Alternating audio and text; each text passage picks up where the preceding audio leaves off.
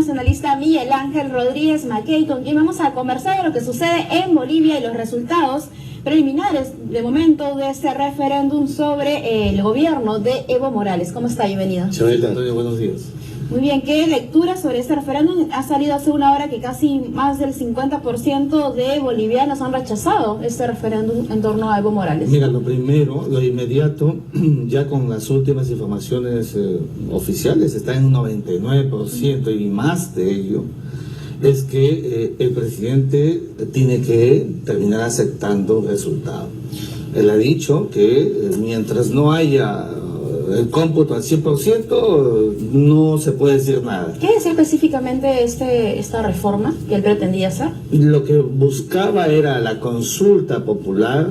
El referéndum del domingo pasado era consultarle a la gente si se modificaba o no el artículo 168 de la Constitución de Bolivia, que dice que los presidentes solamente pueden ser elegidos una sola vez. La idea era que fueran 2 veces. Entonces Evo Morales, si hubiera prosperado lo que no ha pasado, imagínense, en el 2019 hubiera podido iniciar otro periodo del 4º hasta el 2025. La gente ha dicho no. La gente no quiere cambio de reglas. El derecho y la Constitución existe para todos. Ya las cambió en 2 oportunidades Evo Morales.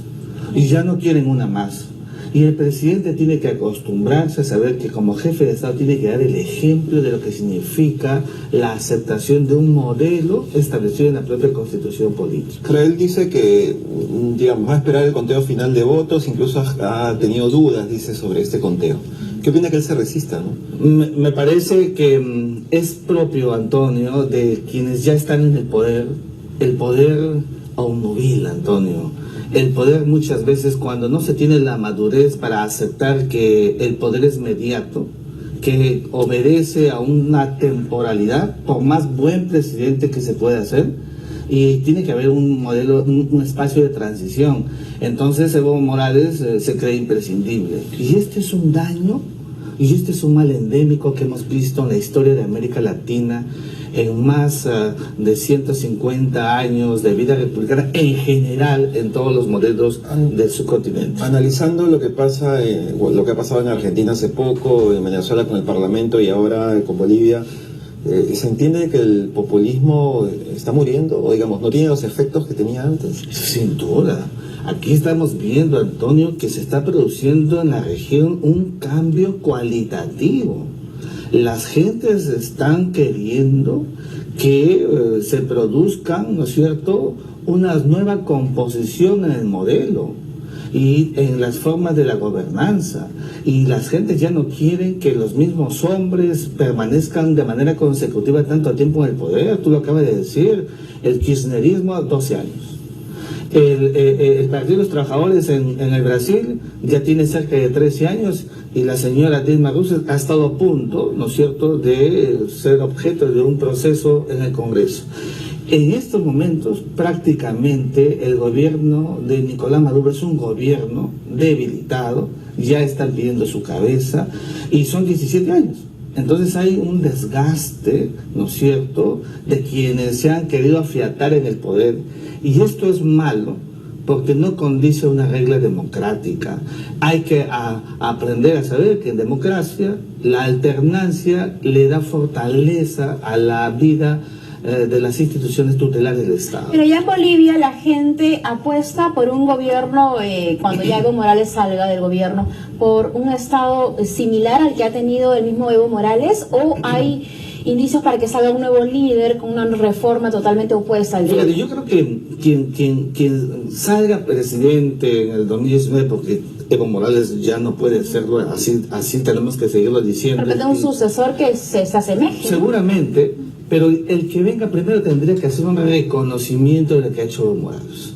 Nadie puede negar que Bolivia ha estado postrada por muchos años, ¿no es cierto? Una extrema pobreza superior al 52% al inicio de su gobierno, hoy está en 17%, es decir, ha habido una disminución importante, un crecimiento económico importante, sostenido en Bolivia, que comenzó pues todo un proceso de recambio. Entonces, todo eso quien llegue tendrá que aceptarlo. Sin embargo, ¿no es cierto?, Hay porciones en Bolivia, Santa Cruz de la Sierra, Cochabamba, Tarija, Oruro, que le han dicho no porque quieren evidentemente que se produzcan algunos procesos de recambio con ajustes necesarios para la propia vida intraestatal de los bolivianos. En términos generales, el modelo asistencialista que se ha aplicado en estos países que le mencioné antes, tampoco ya tiene el efecto que se tenía antes, porque bueno, yo veo por ejemplo en Bolivia, que estuve un tiempo por ahí, la gente que vive en la frontera con Perú prefiere su intercambio comercial, prefiere ganar más dinero de lo que da un gobierno como regalo, ¿no? Fíjate, Antonio, los modelos asistencialistas, las políticas de subsidios han sido las grandes quimeras en la región, y lo único que han hecho es una bomba de tiempo de crear en la economía de los países.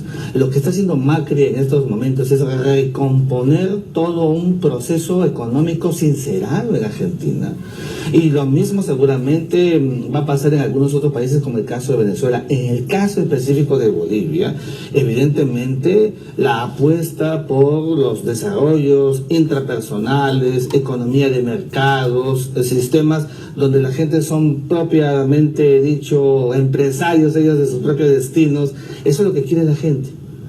Basta de los populismos que fueron muy fuertes, recordarás, en los años 70, y que como modelo han querido aplicar con resultados en la quimera y en la fantasía, seguramente en su momento, que le dieron algunos repuntes y mantenimientos en el poder, pero esos procesos están cambiando. Y eso es bueno para una América Latina todavía endeble en sus procesos internos. Bien, también entre otros temas se ha acordado un alto al fuego en Siria entre Estados Unidos y Rusia. ¿Tiene algunas ventajas, beneficios? ¿Qué implicancias tiene? Bueno, fíjate, creo que siempre es importante, Chabeli, que se produzca un cese del fuego, de acuerdo al derecho internacional, es la cesación de las hostilidades bélicas, los actos bélicos, pero resulta que esto es entre las fuerzas del gobierno y los rebeldes. Los grupos rebeldes en Siria llegan más o menos a los 1000 grupos rebeldes. Estamos hablando de una cantidad exorbitante. Sin embargo, este cese, que empieza el sábado 27, deberá llevar a un proceso paulatino, progresivo, para producir recambios. Tenemos un presidente que es un tirano, tiene más de 15 años en el poder, y su padre lo fue por 29 años. Y entonces recordaremos que cómo se inicia el problema en Siria. Cuando vino justamente la primavera árabe, cuando se empezaron a producir las primeras manifestaciones contra un régimen autoritario, con pocas reglas de derechos humanos, de democracia, y entonces el problema que en estos momentos afronta Siria es que más allá del cese que establecen la oposición y el gobierno, es los movimientos no convencionales como el Estado Islámico o el Nusra, que van a seguir operando, y va a seguir habiendo violencia estructural, con cerca de 11 millones de desplazados y refugiados, con cerca de 4 millones de soldados que están dejando el ejército, un importante sector de ellos, el ejército del propio presidente Bashar al-Assad. O sea, tampoco es que Bashar al-Assad haya aceptado este cese de hostilidades de manera gratuita. Claro, tiene que haber un reconocimiento de que está la cosa muy mal dentro. A él le importa en todo caso que este sector de rebeldes se disminuya más, o sea, sin duda, eso es lo que quiere, ¿no? Sin duda, y entonces ahí entran a operar, Antonio, factores exógenos, porque no olvides que los rebeldes, ¿no es cierto?, tienen apoyo de Arabia Saudí, y el gobierno tiene el apoyo de Irán, y entonces estamos volviendo a lo que en algún momento comentábamos aquí. El asunto en Siria sigue siendo un asunto de fondo, sin que sea religioso, pero tiene un componente religioso por los sunitas versus los alawitas, que es el gobierno, que es una división de los chiitas. Esto deteriora evidentemente la situación en Siria, donde el derecho internacional humanitario ha estado prácticamente en el suelo. Y esto evidentemente es una oxigenación, pero vayamos a ver la dimensión y el impacto que tenga, y sobre todo el cumplimiento de este cese del fuego, de esta tregua que comenzará el día sábado. Muy bien, muchísimas gracias por acompañarnos esta mañana.